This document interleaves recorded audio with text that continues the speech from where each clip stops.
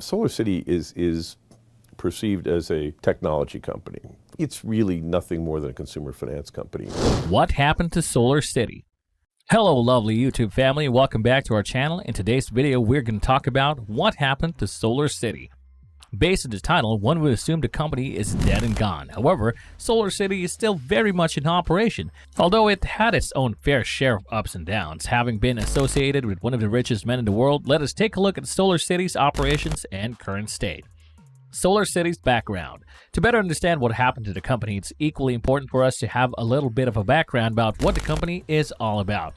SolarCity Corporation was a company that used to deal with the installation of solar generating equipment coupled with other related products to both commercial and residential clients. Based in Fremont, California, the company was founded on the 4th of July 2006 by Elon Musk together with his close family members that identify as his cousins. 10 years later, Tesla bought the company for $2.6 billion and renamed it to Tesla Energy as part of the wider Tesla Incorporation's solar department. This is exactly what happened to SolarCity. Before it was acquired, SolarCity concentrated largely on door-to-door sales. The main selling point was the fact that clients weren't required to pay any fees upfront with the condition that they would buy power generated by the panels from SolarCity for a period of 20 years. The approach became the most popular in the United States, propelling the company to a position of biggest residential installer. Unfortunately, by the time Tesla was acquiring the company, it had amassed over $1.5 billion in debt, prompting the concerned parties and the government to highly criticize the company. Before it was officially acquired, the two companies had a mutual relationship with SolarCity, providing free charging to Tesla's customers while Elon Musk served as the company's chairman.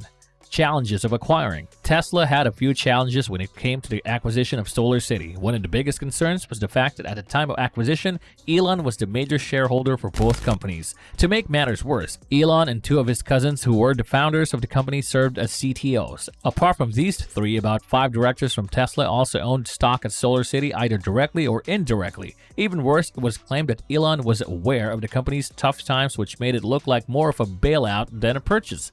Others alleged that Elon easily persuaded Tesla to approve the purchase by lying about the company's financial condition, claiming that good reports are guaranteed just within 6 months after the purchase. Majority of those that follow closely believe that the enormous acquisition was not thoroughly vetted and that the company's financial vulnerability was concealed by an analyst's hasty study.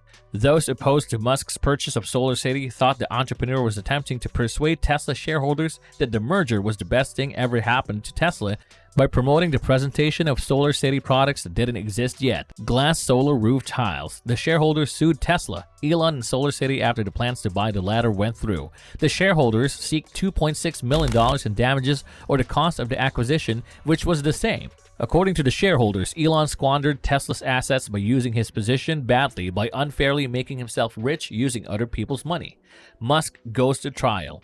If Elon loses the case against him and the two companies, he will have a lot more to lose. He would have to pay more than $2 billion from his personal money. He was expected to testify for the first time in the trial about the role he played in the process of acquisition. Shareholders have sued Musk and members of Tesla board of directors, arguing that the 2016 acquisition was essentially a rescue for SolarCity. They further claimed that Musk's family, who were top company owners, saw an opportunity to enrich themselves. Elon and the rest of the team failed to disclose all the relevant information. In Elon's defense, stated that he was totally recused from all the talks regarding the acquisition. The board members involved in the lawsuit reached a $60 million settlement with Tesla shareholders, but there wasn't any admission of guilt. Out of all that were sued, Musk was the only one who was asked to go to court. He was actually elected. With the case, there's no jury to persuade, so Elon will have to convince Vice Chancellor Joseph Slides III of the Delaware Chancery Court because he holds his fate. Other court days. For Elon Musk, this is not the first time he's going to trial. Back in 2018, the SEC sued him over fraud allegations, with Tesla settling for $20 million each. He was charged after tweeting about taking Tesla private for $420 per share, which drove Tesla's stock price surging. The punishment also came with terms and conditions. One of the terms of the settlement required Musk to resign his chairmanship at Tesla for a period of time. When Vernon Unsworth claimed Musk tarnished his image on Twitter, won the case when his lawyers managed to prove that their client only used pedo-man and was only used in jest and not in a factual manner. According to financial reports by Tesla, the company is also forcing other losses, including one over Musk's unusual CEO remuneration package and a number of federal investigations. After the trial, the judge will have to decide where all evidence points to Elon being compromised or an internal joke that seems to go the extra mile will end the gentleman's career. What the judge will be trying to establish is whether Musk provided stockholders with all the information they were entitled to. This type of case is referred to as a shareholder derivative action, which is brought by investors rather than people or funds. Should the plaintiffs win, money goes straight back to Tesla rather than those who filed the lawsuit. Where does the issue stand? Early last year, all of Tesla's directors, apart from Elon, agreed on a $60 million settlement to resolve shareholders' complaints over SolarCity's acquisition. Although neither Tesla nor the board of directors commented on the partial settlement, Tesla officials defended the SolarCity acquisition in court filings, claiming that both the process and the price of this acquisition were intrinsically fair to Tesla's shareholders. The insurance company covering Tesla's directors and officers will refund the company the $60 million. Elon Musk, who was conspicuously absent from the January settlement deal, is more than willing to go on trial to defend himself and his company against the accusations made against him. This takes us to the most recent development on this multifaceted legal fight. The Delaware Court of Chancery was scheduled to hold hearings on Tesla's purchase. The court hearings for the Tesla-Musk SolarCity case was put on hold in March 13, 2020 due to the coronavirus pandemic. The dreadful disease has touched everything from Americans' finances to the future of higher education. The trial has been postponed indefinitely with no new date established. However, as operations slowly open up, so did the courts and so the trial continued. Tesla would die if he's not CEO. There's some truth in this. Musk has really gone out of his way to ensure that the company stays afloat. Even when the company almost filed for bankruptcy, Elon found ways of pumping in cash to ensure operations run smoothly. Stating facts, he repeated this matter in front of a judge during trial.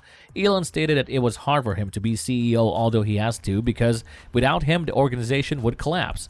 Other members involved in the acquisition process will also testify, as Musk will also be returning to the stand. The suit accuses Elon of being in charge of the discussions, ignoring the aspect of conflict of interest, and pushing for the acquisition to ensure the company he also owns is revived back to its feet. Elon denied these claims, stating that only the board was present and handled the deal from the beginning to the handover process. He stated he was not part of the meeting that discussed the terms, adding that he does not even know what happened.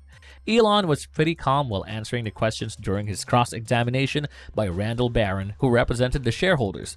At some point, however, the questions became too lengthy for Musk to handle, so he did what he felt was right. He decided to be brutally honest with the guy and told him he was a bad human being. Barron even asked whether the board approved of his alias name Techno King, to which he responded by saying that the name generated free press, and given that Tesla doesn't do advertisements, this was good marketing.